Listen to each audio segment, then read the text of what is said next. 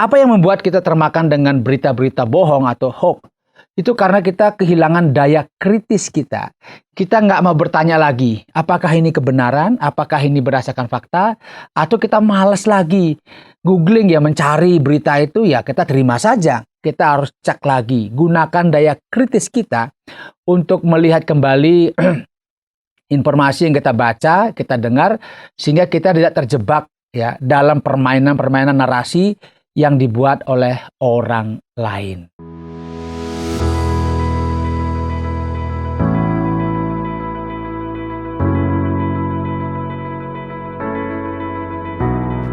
Ya, tidak berapa lama lagi kita akan mengikuti yang namanya Pesta Demokrasi. Ada yang tahu kapan dilaksanakannya? Ya, benar, 2024. Untuk bulannya nanti cari sendiri ya. Karena kita akan bersama-sama mengikuti yang namanya pilihan presiden.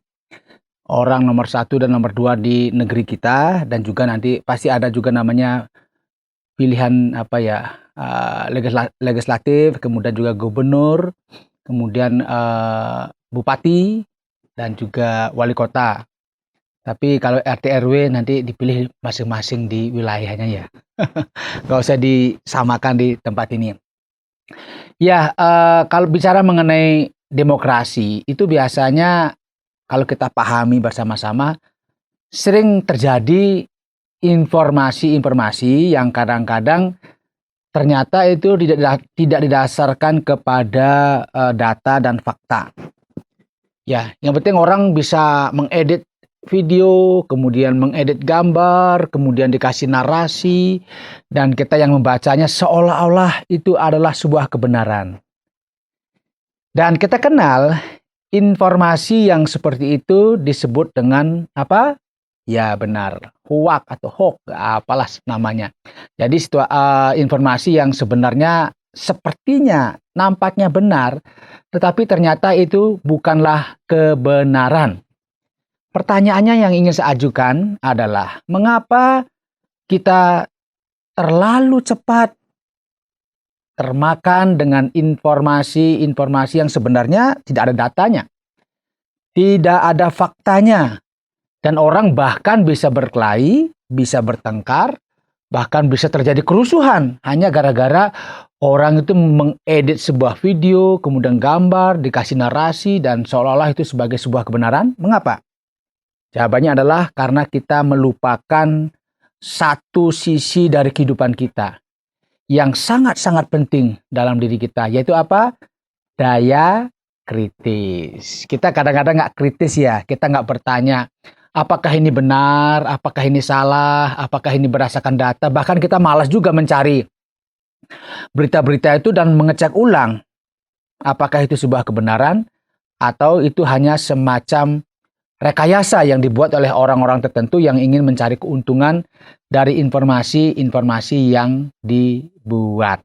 Nah, saudara, mengapa ini penting saya sampaikan? Karena sebentar lagi kita kan akan menyongsong pesta demokrasi. Katanya pesta demokrasi yang harus menyenangkan, mengembirakan, membuat kita happy, bahagia.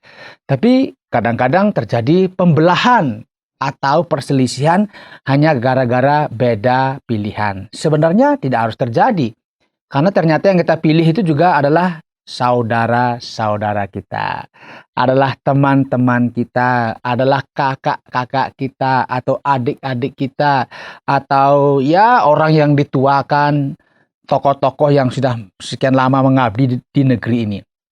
Ini penting saya sampaikan supaya kita, terutama ya kita yang ada di negeri ini dimanapun Anda berada, ingatlah hati-hati dengan informasi yang Anda terima, entahkah itu membaca di Instagram, kemudian di WA, mungkin WA group dikirimkan, atau di Facebook, atau di YouTube, TikTok, dan sebagainya.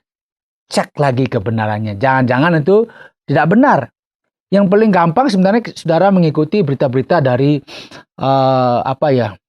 media-media yang memang sudah dikenal ya, sudah dipakai oleh banyak orang, dan itu memang menjadi media yang resmi begitu.